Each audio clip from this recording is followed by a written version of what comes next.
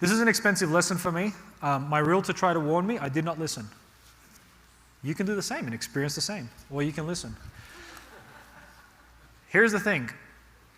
Pretty basic. Single family, one family. Multifamily, 2 or more families.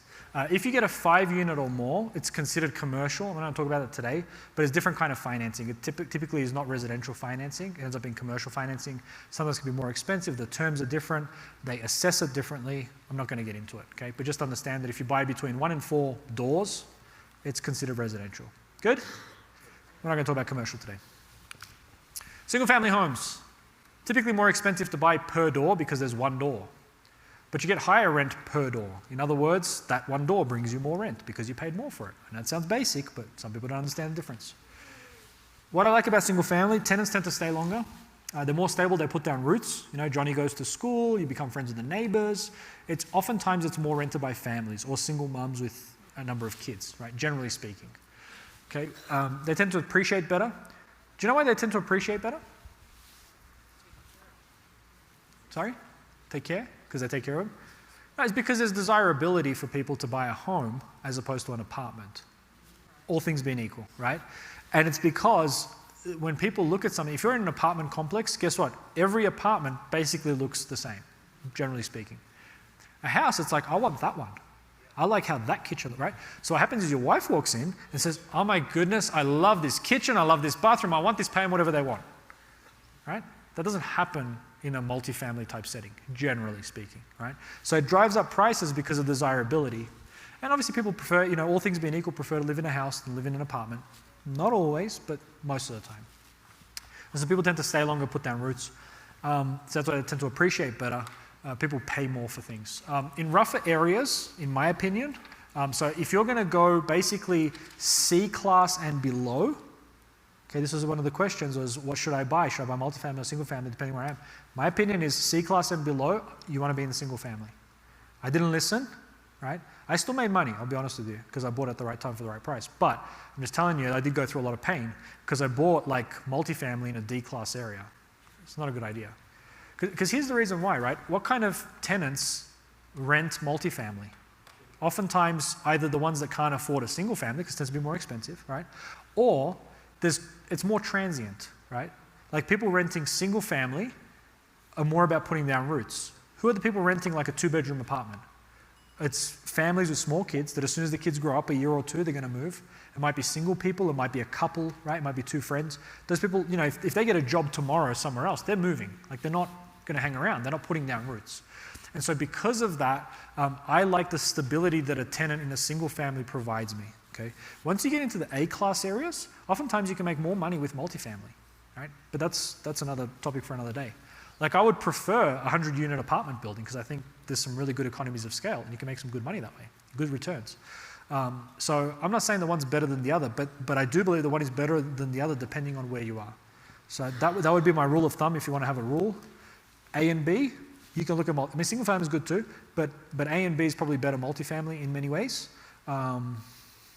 B, single family the appreciation could probably get you up there, so whatever. C and below, single family. We good with that? Awesome. Multifamily, less rent per door, cost is spread over multiple units. If you have an issue in your building, right, you get diversified income. One tenant doesn't pay, the other 2 or 3 or 4, well 3 are paying, you can still get some money. Single family, you buy the house, put a tenant in there, they don't pay, you're stuck. No income for the next, till you get them out. Good? Ideally choose a side-by-side building rather than top and bottom. So the Puplex was a top and bottom, right? One tenant on top, one tenant on the bottom. I like them side by side, where they can share a wall, but they don't share. Do you know why? Right? 2 things. First thing is, they fight, okay? You shut up, no you shut up, no you shut up, no you shut up. Too much noise, right? Kids are running around, they have arguments. The other thing is, again, if the top person has a leak in their thing, they ruin it for the tenant below as well.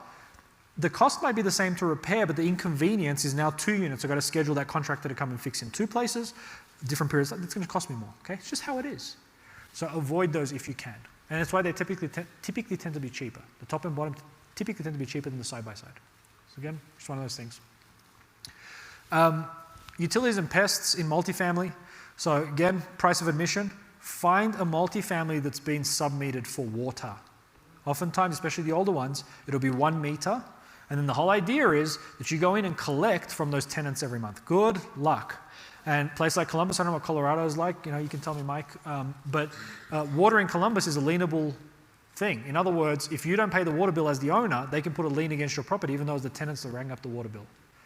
So if you can't collect on water, you have to pay it. I paid a bill, I'm not even kidding, like 3 weeks ago on a property I sold like 6 months ago, because in the end, the new owner never put the water in their own name. And by the time we called up a few months later, they were like, yeah, but you've got all this water usage. It was like, I don't know, $300 or something. It's not a lot, but I had to pay it. I didn't have a choice. I had to pay it. So I'm just saying, just be aware of those little things. You want to sub-meter water. If it's a really old building, some of them might not have even electric. Some of them might have central. Like, there's so many things to know. So I'm not going to get into that, but I'm just saying, just what you want to ask, this is the question, okay? If you want to write something down, if you're looking at multifamily, who is paying each of those utilities? Ask that question. And if there's any joint utilities being paid, you want to understand what's the agreement. What does the lease say? You can write your lease in such a way to make it beneficial. You can make some things, you can call them rent, as in you say this is now rent, not utilities, in that sense, because things are treated differently depending on what they're called. So I won't get into that, but this is the question to ask with multifamily. With single family, you have to worry about it. But multifamily, you have to worry about who's paying for utilities, and typically the culprit is water. Electric and gas, it's not usually an issue, okay? Good? Yep. All right. Appreciation on multifamily is dictated by rental income. Why is that? Yeah, it's considered commercial, even if it's not, but it's considered commercial. And that's basically, people are not going to be like, honey, I love this duplex, or I love this fourplex, I can't wait to live in it, right? It's typically for rental income. And so as you increase rental income, it's worth more. As you decrease costs, it's worth more. The more yield you get from it, the more it's worth. So that gives you some pretty cool ways to make money with multifamily, because like you can come in, I've seen people come in and all they've done in a building is sub-metered all the water. That's it.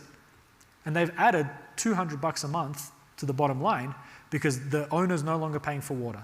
The previous owner, mom and pop type situation, owned a 10-unit building or whatever, 20-unit building, paid the water on behalf of the tenants because they've owned it for a long time. They don't have a loan on it. They don't want to upset anyone. They're happy with what they're getting, right?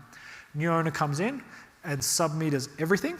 And then when the lease comes up for renewal, they write in there that the tenant is responsible for the water. And if that person leaves, whatever, new person comes in, they're used to paying water, it's fine. And because the income has gone from whatever it was to now minus $1,000 a month, it's huge, right? They've just raised the value of the property. So there's simple things like that you can do with multifamily, which are harder to do with single family. But my thing for the people in the room, just my opinion, I think start with single family first, move to multifamily later. Most people don't. They get burnt. They learn these things on their own dime. But some of you won't listen.